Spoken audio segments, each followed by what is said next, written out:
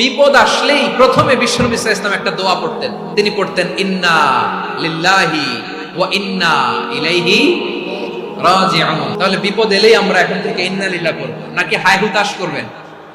একদল আছে হায় হুতাশ করে, হায় আল্লাহ রে মোর কি হইল রে, মুই কি হরমু রে, মুই কমবে যামু রে, এরকম বিলাপ করতে নিষেধ করেছেন বিশ্বনবী। কি করব, কই যাব, কি হবে, হায় হায়, এরকম হাহুতাশ আছে না নাই? বিশ্বাসীরা হাহুতাশ করে না, তারা ইন্না লিল্লাহ পড়ে।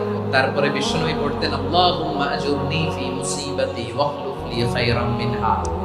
একসাথে প্রথমে পড়তেন ইন্না লিল্লাহি ওয়া ইন্না ইলাইহি রাজিউন, তারপর পরে পড়তেন আল্লাহুম্মা আজুরনি ফি মুসিবাতি ওয়াখলুফ লি খায়রাম মিনহা, মানে আল্লাহ এই যে আমি বিপদে ধৈর্য ধারণ করলাম এটার সব তুমি আমারে দাও, আর যেটা হারালাম এর চেয়ে ভালো কিছু দিয়ে মেকআপ করে দিও, ভালো কিছু দিয়ে বদল করে দিও। সুবহানাল্লাহ পড়েন।